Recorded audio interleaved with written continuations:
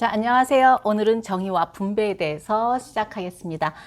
정의의 의미 저번에 배웠었죠. 광이 큰 뜻이 있고 좁은 뜻이 있는데 큰 뜻은 올바르다라고 하는 도덕상의 덕목의 하나이다. 정신의 움직임이 적절한 중용 상태에 놓여 있는 것이 정의다. 그리고 이제 협의의 정의는 뭐냐면 법의 법이 이루어야 되는 목적이 바로 정의고 재화를 매개로 하는 인간관계에 분쟁과 부정이 가장 일어나기 쉬우며 분쟁을 예방하는 규칙이 즉 법이므로 법은 정의를 적으로 실현하는 것이다 라고까지 공부를 했었고, 가장 인기가 많은 정의론이 아리스토텔레스의 정의론인데 개인 상호간의 매매와 손해 및 배상 또는 범죄와 형벌의 균형을 찾아가는 평균적 정의와 사회의 이론으로서 개인이 사회 때문에 져야 할 의무에 관한 일반적 정의, 그리고 개인의 능력이나 공적에 따라 사회가 보답해야 할 일에 관한 배분적 정의, 즉 분배적 정의에 이렇게 세 가지로 나누는데 오늘은 분배적 정의에 대해서 공부를 해볼 거예요. 이거 이제 여러분들 고등학교인가 언제 한번 봤을 거예요. 우리 반의 학업 우수상을 받을 사람을 선정하는데 어떤 사람이 좋을까요? 라고 선생님이 그랬더니 신다은은 뭐라고 할 것 같냐? 혹시 이윤정은 뭐라고 대답할 것 같아? 우리 반의 학업 우수상을 받을 사람 선정하는데 그랬더니 한대규가 기말고사 성적이 가장 높은 학생이요 라고 대답을 했대. 그리고 또 윤정이는 지난 시험에 비해 성적이 가장 많이 오른 친구요 라고 대답을 했대. 그리고 나서 조성우는 학교 생활 기록부를 잘 관리해야 하는 친구요 라고 대답을 했대. 다은이는 뭐라고 했게? 다은이는 곰곰이 생각하고 있대. 사회 구성원의 욕구를 충분히 만족시킬 만큼 재화가 넉넉하다면 분배와 관련된 문제는 발생하지 않을 거예요. 그렇지만 이제 현실은 그렇지 못하잖아요. 항상 재화가 정해져 있는 거고 그 재화로 인해서 갈등이 발생하는 거고, 우리는 개개인이 서로 동등한데도 동등하지 못한 몫을 받게 될 때 불공정하다고 생각을 한다라는 거죠. 그래서 공동체는 공정한 분배가 이루어질 수 있는 기준을 마련해야 되는 거고, 당사자들이 동등함에도 동등하지 않은 몫을 혹은 동등하지 않는 사람들이 동등한 몫을 분배받아 갖게 되면 바로 거기에서 싸움과 불평이 생겨난다라고 아리스토텔레스가 말했어요. 사실 저번에도 말씀드렸지만 소상공인이 장사를 못해가지고 저번에 4차 재난지원금을 줬어요. 어떤 팀은 500 주고 어떤 팀은 100 주고. 근데 100 받은 사람도 100이 감사한 게 아니라 500을 못 받아서 억울한 거고, 500 받은 사람도 내가 장사로 지금 손해가 얼만데 이거밖에 안 돼라고 불만하는 거고, 항상 모든 사람들은 불평을 가질 수밖에 없었다라는 거죠. 이거 혹시 이제 배워본 적이 있을란가 모르는데, 우리가 분배 기준 하면은 하나로만 기준을 딱 세워서 보면은 나머지가 다 불평스러워요. 근데 이렇게 골고루 공정한 분배의 기준이 있거든요. 절대적 평등에 따른 분배이다. 재화를 모든 구성원에게 동등하게 분배하는 거예요. 장점은 각 개인의 욕구를 동등하게 존중을 해주지만 단점은 개인 간에 존재하는 정당한 차이를 고려하지 못해서 생산성과 효율성을 저하시킨다. 지금은 이제 돌아가셨지만 이건희 회장도 65세 넘었고, 우리나라 65세 넘으신 분들은 어떻든지 간에 노령연금을 다 지급하게 되어 있다. 그러면은 이건희 회장이 떼부자였기 때문에 노령연금을 안 받아야 되냐? 그렇지는 않다. 우리나라 한국 사람 65세 넘으면 노인은 다 받을 수 있는 거다. 이게 이제 절대적 평등에 들어가는데 단점이 생기는 거잖아요. 그죠? 개인 간에 존재하는 정당한 차이를 고려하지 못했다라는 단점이 생겨요.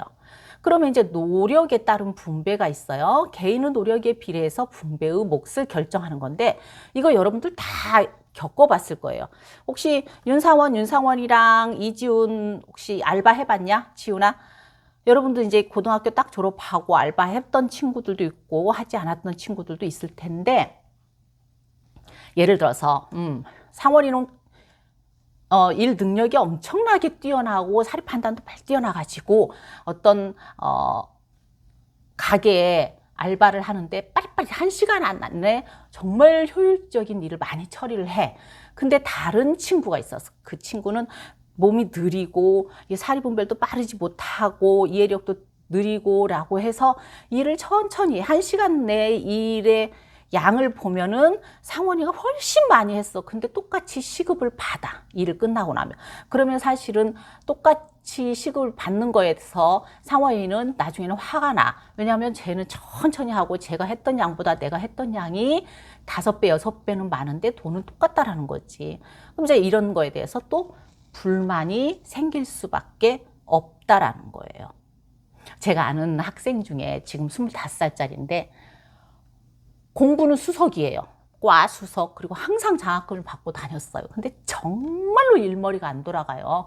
그래서 본죽에 이제 알바를 하려고 취직을 했는데 본죽 일이 얼마나 단순해요. 사실은 이렇게 죽 끓이는 거 서빙해가지고 이렇게 내놓고 뭐 여러 가지 반찬 있는 것도 아니잖아요. 이렇게 반찬 조그만 장아찌하고 깍두기 하나 있고 죽만 갖다 주면 되는 건데 3일 있다가 주인이 부르더만 제발 너 좀 나가라고. 너처럼 일머리 안 돌아가는 얘기는 처음 봤다고 하더래요. 근데 이런 친구들도 알바는 계속 해야 되는 거잖아요.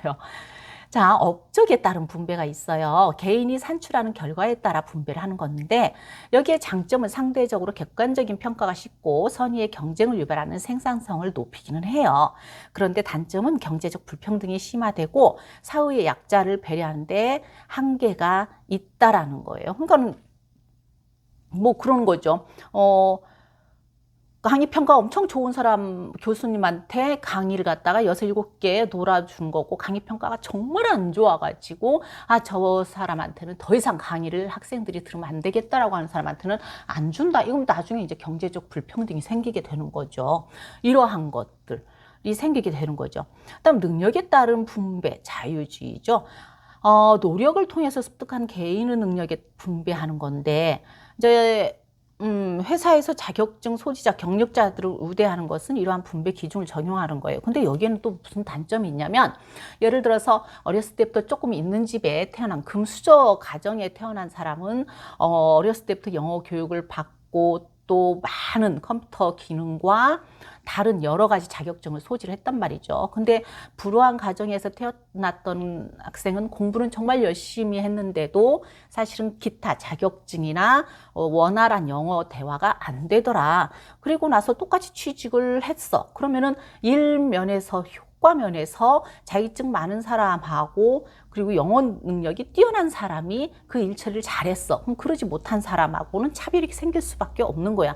그러면은 그 효과를 많이 가져온 사람한테는 돈을 더 많이 준다. 그럼 어렸을 때부터 타고날 때부터 불우한 가정에서 간신히 여기까지 올라왔는데 자격증 없다고 많은 효과적인 일을 처리하지 못했다고 또 월급도 박하게 받는다. 이것도 또 단점이 되는 거거든요. 또 필요에 따른 분배. 이건 공산주의에서 일어나는 건데 능력에 따라 노동하고 각자 필요에 따라서 분배하는 거예요. 이거는 조금 이따 나올 거예요. 그렇게 해서 이제 이렇게 철학적인 면에서 여러분들이 관심 있게 혹시 책을 본다라고 하면은 존 롤스의 막스의 이렇게 평등을 중요시하는 학자 그리고 노직처럼 자유를 중요시하는 학자 이렇게 나눌 수가 있어요. 롤즈 같은 경우는 사회의 최소 수혜자에게 이익이 되도록 분배해야 한다. 그러나 사람들이 자신의 지위를 알고 있다면 인간은 무한한 욕심과 이기심으로 인해서 공정한 분배가 이루어질 수 없기 때문에 원초적 입장과 무지의 배일이라는 가상의 상황이 전제되어야 된다. 좀 이따 설명할게요. 노직은 개인의 소유권을 절대적으로 보장하고 이를 침해하지 않는 것이 곧 정의다. 맞는 말이에요. 그런데 이게 이루어질 수가 있는 상황이 아니잖아요. 결국은 궁극적인 목적은 뭐냐면 개인의 권리를 존중하고 보장하기 위해서 사회적 갈등을 예방하기 위해서라는 공통점은 가지고 있죠. 그러나 이 공정한 분배는 어떻게 할 수 있는가? 애초에 공정한 분배라는 게 사실은 존재하는가? 사람마다 추구하는 가치가 모두 다르고 고려해야 될 사항들이 아까처럼 금수저로 태어난 사람, 동수저로 태어난 사람의 그 차이가 있기 때문에 모두가 인정할 수 있는 공정한 분배의 기준을 정하기는 사실은 어렵죠. 공정한 분배에 반드시 들어가야 될 사항들이 있다면 모든 사람들이 기본권을 누려야 된다라는 거. 이것은 공통된 의견인데 그 기본권이라는 게 과연 또 무엇일까? 기본권에 있어서는 모두가 분배 앞에서 평등해야 된다는 거. 사회적 약자에게는 필요에 따라서 추가적인 보상이 이루어져야 된다는 거. 사회에 큰 공헌을 한 사람에게는 더 많은 보상을 줘야 된다는 거. 노동한 시간이 아니라 노동의 결과에 따라 제공하는 거. 그런 게 이게 지금 아까 말한 거로 나는 일머리 좋아가지고 효과를 많이 냈고 나는 자격증을 많이 따서 금수로 태어나서 자격증을 많이 따서 효과를 많이 냈고 근데 노동의 결과에 따라서 제공한다. 여기도 문제점이 또 생겨요. 사회에 큰 공헌을 한 사람에게 더 많은 보상을 해줘야 된다. 우리 뭐 그런 거 있잖아요. 지금 이제 국가유공자 얼마씩 더 이렇게 플러스 되는 것들 이러한 문제들. 사회적 약자에게는 필요에 따라서 추가적인 보상이 이루어져야 된다. 왜? 우리가 어떻게 여기까지 공부하고 올라와서 강자가 됐는데 우리가 열심히 공부하고 지들이 놀고 먹고 지들이 자고 있을 때 나는 밤새고 공부해서 나는 여기까지 와서 돈을 벌었는데 내가 내는 세금으로 왜 쟤네들 보호를 해줘야 돼? 우리는 욕망을 절제를 하고 싶은 것도 모든 거를 절제를 하면서 참았는데 지네들은 지네들 욕망을 참지 못하고 하고 싶은 거 다 하고 예를 들어서 성 문제도 우리는 안 해야 된다라고 생각을 하고 싶어도 절제를 하는 상황인데 지들은 할 거 다 해놓고 교도소가 있는데 왜 걔네들을 우리가 다 보호해줘야 돼? 이런 문제들은 계속적으로 고민할 수밖에 없어요. 그래 분배적 정의의 기준은 절대적 평등, 능력, 필요, 업적, 노력 이걸 다 골고루 맞췄으면 좋겠는데 골고루 맞춰질 수가 없는 거죠. 여기서 또 하나 문제가 생기는 게 뭐냐면 우대정책의 윤리적 쟁점이에요. 차별이라는 것은 동등한 사람을 자의적인 기준에 따라 불평등하게 대우하는 거잖아요. 부당한 차별은 인간의 존엄성과 평등권을 침해하고 자아실현의 기회를 박탈하며 더 나아가서 공동체의 분열과 갈등을 유발하기도 해요. 이 부당한 차별을 바로잡기 위해서 만든 정책이 뭐냐면 우대정책이었어요. 과거 오랜 기간 부당한 차별로 고통받아온 사회 약자의 삶을 보장해주기 위한 사회제도였단 말이죠.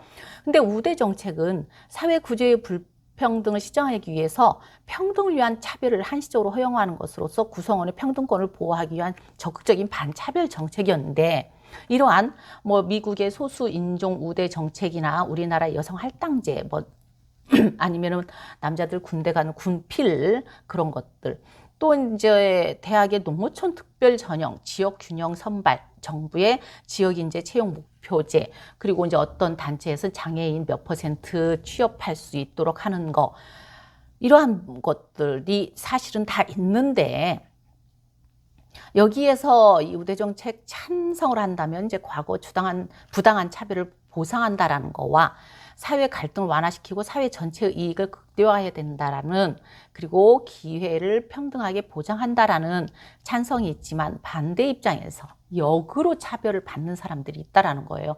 제가 옛날에 제가 86학번이거든요. 86학번인데 대학교를 들어가서 그 과에 정원이 44명이었는데 우리나라가 그때 핸드볼 국가대표 선수들이 엄청 많았어요. 핸드볼이 인기였어요. 근데 핸드볼 학생들이 대학을 가야 하잖아요. 대학을 가야 되는데 저희 과에 12명을 싹 밀어넣어버린 거예요. 그러면은 내가 열심히 공부해서 이 과에 들어가려고 정말 열심히 했는데 걔네들이 12명의 자석을 차지를 해버린 거예요. 근데 지금 같으면 세상에 막 SNS에 알린다든지 청원을 한다든지 법적으로 호소를 한다든지 그랬을 텐데 그때는 사실은 86년도에는 그런 제도는 별로 없었어요. 그러다 보니까 그냥 12명의 자리가 핸드볼 선수들의 자리로 돼버렸고 걔네들은 항상 국가대표이기 때문에 외국을 나가 있는 상황에서 우리는 44명이 수업받는 게 아니라 32명이 수업을 받고 살았거든요.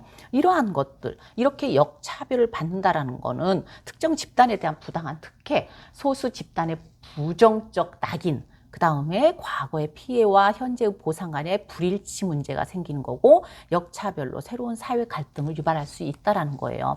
플라톤의 국가론 저번 주에 제가 쭉 말씀드렸잖아요. 이게 시정이다.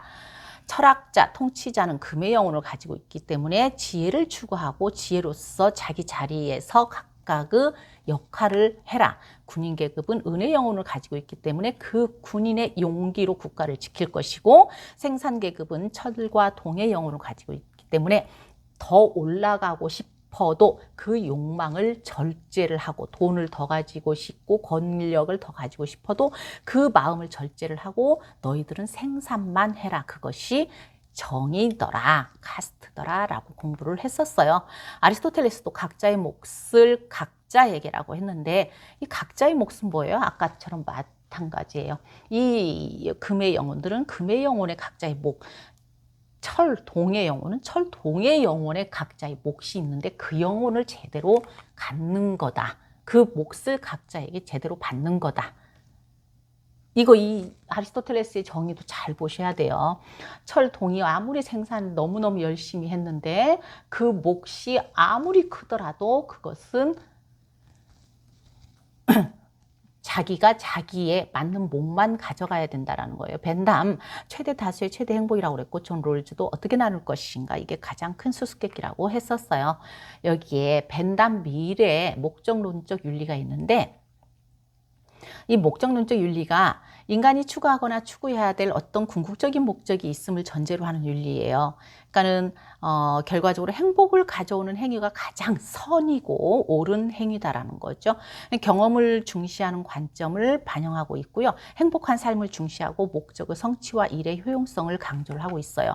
의무론적 윤리는 칸트가 주장을 했는데요. 인간이 언제 어디서나 지켜야 될 행위의 근본 원칙에 주목하는 윤리고 이성의 보편 타당성을 추구하면서 이성을 중시하는 관점이에요. 의로운 삶을 중시하고 합리적인 이성에 대한 신뢰를 바탕으로 하는 거예요. 이거는 이제 윤리 공부했던 친구들이 고등학교 때 달달달 외웠던 것인데 이거를 비교해서 쉽게 설명을 드릴게요.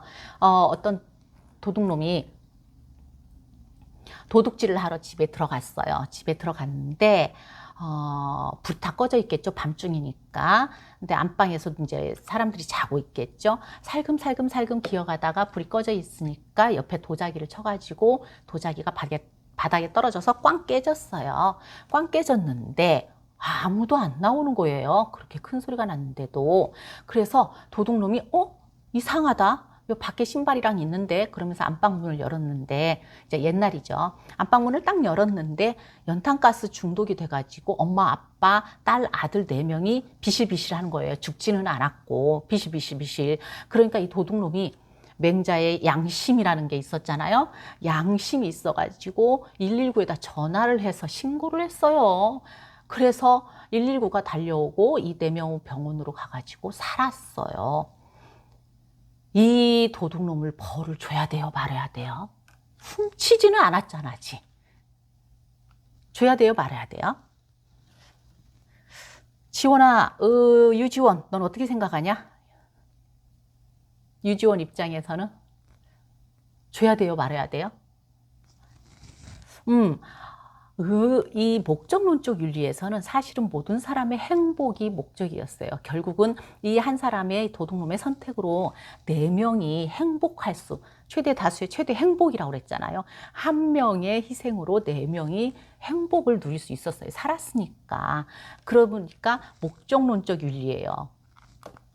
그런데 칸트는 뭐라고 그러냐면 아무리 4명을 살렸어도 처음 그 집에 들어간 목적은 이성적으로 따져보면 합리적인 이성에 의해서 따져보면은 어떻게 해요? 도둑질이잖아요. 도둑놈인 거예요.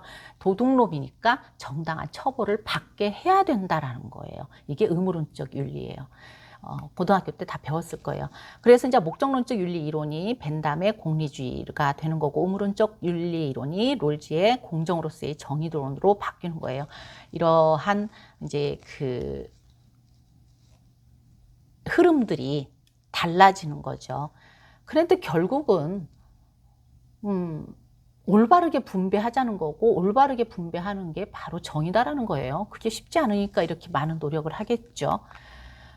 아까 존 롤즈가 무지의 배일이라는 말을 썼어요. 무지의 배일이 뭐냐면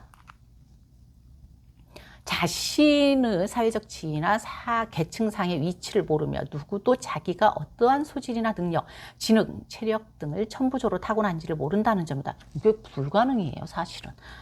심지어 당사자들은 자신의 가치관이나 특수한 심리적 성향까지도 모른다고 가정을 하는 거예요. 엄마가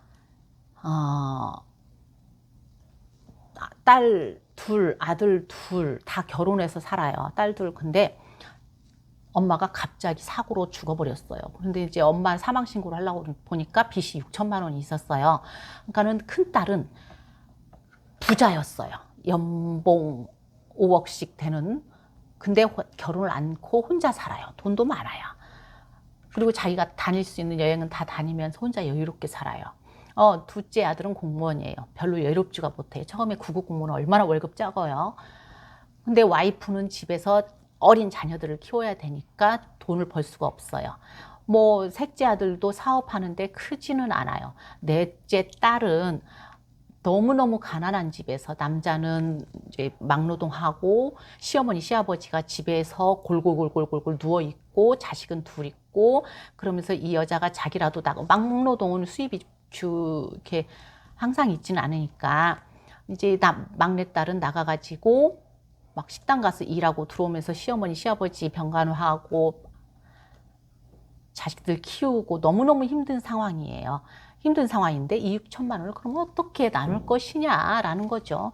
이거를 내 입장에서 생각하면 어떻게 될 것 같아요? 여러분들 다 어떻게 생각하세요? 성우야, 조성우 어떻게 생각한다고 그랬지? 어떻게 생각할 것 같아? 문세연, 세연이 같으면 어떻게 해야 될 것 같으냐? 이게 무지의 베일이라는 거는 아무것도 걸림이 없는 하얀 그 천으로 이렇게 만들어진 공간 속에서 가만히 생각을 하는 거예요. 나와 관계가 전혀 없는 상황이라고 생각을 하고, 그러다 보면 정확히 나눠지는 거죠. 왜? 큰딸은 엄청 많이 버니까 큰딸이 6천 다 낼 수도 있는 거고, 큰딸이 3천 내고 나머지 천천천 낼 수 있는 거고, 뭐 여러 가지 답들이 나올 수 있어요. 그러나 내 상황이 닥치면 어떻게 돼요? 이게 무지의 베일로 계산을 하면은 정의로운 사회가 된다라고 존 롤스가 그랬는데, 사실은 저는 이렇게 받아들이기 쉽지 않은 이론이라고 봐요. 왜냐하면 모든 사고의 중심은 나가 있기 때문이에요. 제가 아는 사람이 부자였어요. 부자였는데 시어머니가 죽었어요. 욕심도 더럽게 많아요. 더럽게 많은데 시어머니가 죽으니까 그날 저녁에 막 부조금이 이렇게 들어오잖아요. 장례식장에. 근데 이게 이제 둘째 며느리하고 셋째 며느리하고 가져갈까봐 그 돈을 싹 꺼내가지고는 이렇게 껴안고 이렇게 잠을 자는 거예요. 누가 가져갈까봐. 내 거라는 거죠. 이런 사람한테 무지베일이라는 단어가 돼요. 모든 사람은 나라는 기준점에서 세상을 본다라는 거예요. 그러니까는 객관적인 상황에서는, 저번에도 말씀드렸지만, 남의 문제를 쉽게 보이고 판단이 정확해요. 저렇게 해야 돼, 저렇게 해야 돼, 저렇게 해야 돼 라고 정확히 판단이 되지만, 그게 내 문제로 딱 닥치면은 답이 안 나오는 상황들이 엄청나게 많아요. 집값이 올라야 할까 내려야 할까, 최저임금은 올라야 될까 내려야 될까, 낙태 반대하는가 찬성하는가, 안락사 찬성하는가 반대하는가. 보세요. 집이 없는 사람은 집값이 내려야 내가 집을 사는 거고, 집을 산 사람은 집값이 올라가야 내가 돈을 버는 거고, 최저임금은 여러분들 엄마가 조그만한 그 식당을 한다라고 하면 알바생 돈을 못 준다, 그 정도로 힘들다, 그러면 최저임금 올라가면 안 돼요. 근데 여러분들이 용돈을 벌라고, 여러분들이 학자금을 벌라고 나가서 알바를 한다라고 분명히 최저임금이 올라줘야 돼요. 낙태 반대하는가 찬성하는가, 분명히 머릿속으로는 반대한다고 하지만 내가 술 먹고 어떤 여자고 어떻게 하다가 어떻게 돼버렸다, 그런 상황에서는 사실은 낙태가 좋을 수도 있어요. 안락사 찬성하는가 반대하는가, 이론적으로는 이성적으로 생각하면 반대한다라고 할 수 있지만, 여러분 엄마 아빠가, 여러분 할머니가 병원에 계시는데 지금 15년 동안 중태에 빠지면서 한 달에 150만 원씩 드시고 계신다, 누워서. 그러면은 그 상황에서 엄마 아빠가 너무너무 힘들어 하시고, 아빠 월급으로는 살 수 없는데 엄마가 나가서 건물 청소한다, 건물 청소하면서 200 버는데 그 150이 누워있는 할머니한테 150씩 들어간다. 그거 여러분들 용납해요? 안 되는 거예요. 그때는 찬성할 수밖에 없는 거예요. 뭐 인권, 기본권 없어요. 문세연, 그렇지 않냐? 어떻게 생각하냐? 경훈아, 류경훈. 그래서 이렇게 정치 철학하는데도 저번 주 이번 주 하는데도 답을 못 내는 거예요. 가장 어려운 부분이에요. 오히려 행복 같은 경우는 내 개인적인 주관적인 행복이기 때문에 답이 쉽게 나올 수도 있어요. 근데 정치 철학에 대해서는 저번 주도 말했지만 답이 참 쉽지가 않아요. 한국 사회의 당면 문제들이 이렇게 많이 있어요. 총체적인 어떤 답들이 나오기도 해요. 궁극적으로 서로 잘 살고 복지 선진국을 만들려고 하는 거고 사회 통합, 조화로운 세계를 만들려고 노력을 하는 거지만 지금 현실 보세요. 이렇게 불평등한 사회가 되고 있잖아요. 한국 사회의 양극화의 원인이 경제 환경이 변했어요. 97년 이후로 이제 경제 성장률이 급하락하고 그 다음에 이제 고용 증대로 이어지지 못하는 수출이 증대되면서 이제 계속 악순환이 되는 거죠. 그리고 이제 지금 정보화가 너무 빨리 어떤 사람이 그러는데 어떤 전문가가 나오는데 한 7년, 8년 이후로 봤던 이 핸드폰 온라인 매체가 앞으로 7, 8년 이후에 발달이 될 거라고 하면서 서서히 준비합시다 이렇게 했었대요. 근데 작년에 코로나 터지고 나서 갑작스럽게 7년, 8년이 빨라졌다라는 거예요. 여러분들 지금 마트 가서 장 안 보잖아요. 모든 것을 온라인으로 해결을 하잖아요. 이런 교육 방법이나 다른 교수님들이 어떠한 방법, 비대면 방법, 작년에, 지금 2학년들 생각을 해보세요. 작년 초에 3월, 4월, 5월 얼마나 혼란스러웠어요. 그때는 오히려 지금은, 이런 상황이네? 차라리 남자들 같은 경우는 군대를 갔다 와야지. 그러면서 군 휴학을 빨리 결정을 할 수 있는 상황이에요. 올해는. 그래서 지금 보면은 이제 다른 전작과도 군 휴학을 한 친구들이 엄청 많아요. 지금 남자분들은. 그런데 작년 초에는 어떻게 될 상황인지 몰라가지고 3월, 4월, 5월 그러다가 휴학도 못하는 상황이어서 2학년까지 지금 오게 되었었거든요. 이러한 정보와의 흐름, 그리고 이제 일자리가 급격하게 감소되고, 그리고 자영업이 뭐라도 해서 먹고 살아야 되니까 자영업이 상황하면서 계속적으로 폐업이 되고, 이러한 일들. 세계 상위 1%가 전 세계 부의 44%를 차지한다라는 거. 그리고 한국의 상위 1%가 한국의 전체 부의 30%를 차지한다라는 거. 이러한 한국 사회의 양극화가 계속적으로 일어나면서 금수저는 금수저대로, 은수저는 은수저대로 대물림 될 수밖에 없는 상황들에서 우리는 숨이 막혀 죽겠고 여러분들이 정말 숨이 막혀 죽겠다라는 생각을 할 거예요. 뭐 말은 그래요. 나도 철학 교수이기 때문에 뭐 공자는 이 말했고 석가모니는 이 말했고 맹자는 이 말했고 소크라테스는 이 말했고 하면서 더불어 잘 사는 사회가 목적이고 배려하는 사회가 목적이고 조화로운 사회가 목적이고 뭐 그러고 공정한 분배가 이루어져야 되고 그러는데 당장 현실에서 그런 것이 아무 의미가 없는데 나도 강의하면서도 깝깝해요. 작년에 서울여대에서 일어난 사건이죠. 익명으로 여러분들 에브리타임 다 하시잖아요. 익명으로 죽을 거면 티내지 말고 조용히 죽어. 어차피 그런 말들 혼자 일기장에 끄적여도 되잖아. 굳이 주변 사람들 보게 해서 어쩌지도 못하게 만들지 말고 그냥 혼자 삭히다 혼자 제발 가라. 그랬더니 서울여대 어떤 여학생이 에브리타임에서 너무 악플에 달렸다가 죽었잖아요. 그리고 나서 서울여대 커뮤니티 에브리타임이라는 곳에서 온갖 악플에 많이 괴로웠습니다. 증거 자료는 이미 여쭤봤지만 익명인 상태라 고소할 수 없다고 하였고 제 폰 에타에 들어가면 그간 제가 적은 글들과 댓글들을 보실 수 있으시고 제 폰 사진 어플에 앨범에 들어가시면 에타 고소 캡처한 것들이 있습니다. 너무 분하고 그래서 어떻게든 처벌이 가능하다면 해주셨으면 좋겠습니다. 라고 하고 바로 자살을 했던 일이 있어요. 정이라는 거.